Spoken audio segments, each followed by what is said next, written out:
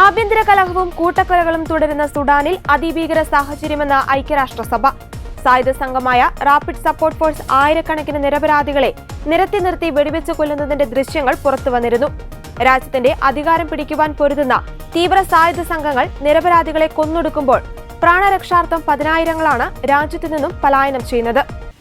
കുട്ടികളടക്കം 2000ഓളം പേരെ നിരത്തി നിർത്തി കൂട്ടക്കൊല ചെയ്യുന്ന കൂട്ടക്കുരുതിയുടെ നടുക്കുന്ന അതിഭീകര ദൃശ്യങ്ങൾ പുറത്തു വന്നിട്ടും ലോകരാജ്യങ്ങൾ മൗനം പാലിക്കുകയാണ്. 5 കോടി ജനങ്ങളുള്ള ആഫ്രിക്കൻ രാജ്യമായ സുഡാനിൽ അധികാരം പിടിക്കാനായി 2 സായുധ സംഘങ്ങളുടെ ഏറ്റുമുട്ടലാണ് കഴിഞ്ഞ ഒരു വർഷമായി നടന്നുവരുന്നത്. സുഡാൻ സായുധ സേനയും റാപ്പിഡ് സപ്പോർട്ട് ഫോഴ്സ് എന്ന സംഘടനയും തമ്മിലാണ് അധികാരത്തിനായി പോരടിക്കുന്നത്.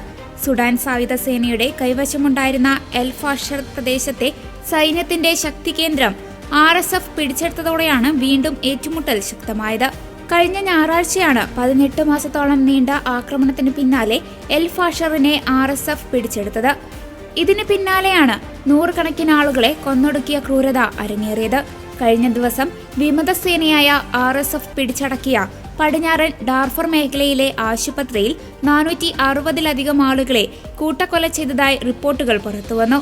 UN ആരോഗ്യ ഏജൻസിയാണ് വിവരം പുറത്തുവിട്ടത്. അൽഫാഷറിലെ സൗദി മെറ്റേണിറ്റി ആശുപത്രിയിൽ 460 രോഗികളെയും കൂട്ടിരിപ്പുകാരെയും കൊലപ്പെടുത്തിയതായി റിപ്പോർട്ടുണ്ടെന്ന് ലോകാരോഗ്യ സംഘടനയുടെ ഡയറക്ടർ ജനറൽ ടെഡ്രോസ് പറഞ്ഞു. നഗരത്തിൽ പുരുഷന്മാരെയും സ്ത്രീകളെയും വേർതിരിച്ചു നിർത്തി പുരുഷന്മാരെ കൂട്ടത്തോടെ വെടിവെച്ച് കൊലപ്പെടുത്തിയെന്നും പറയുന്നു. RSF നേരത്തെയും നിരവധി വംശഹത്യ നടത്തിയ ഇരുണ്ട ചരിത്രമുള്ള സംഘടനയാണ്. പിടിച്ചെടുത്ത സ്ഥലങ്ങളിലെ ന്യൂനപക്ഷങ്ങളെയും എതിർത്തു നിൽക്കുന്നവരെയും നിരത്തി നിർത്തി ക്രൂരമായി വെടിവെച്ച് കൊലപ്പെടുത്തുന്നത് നിരവധി തവണ സംഭവിച്ചിട്ടുണ്ട്.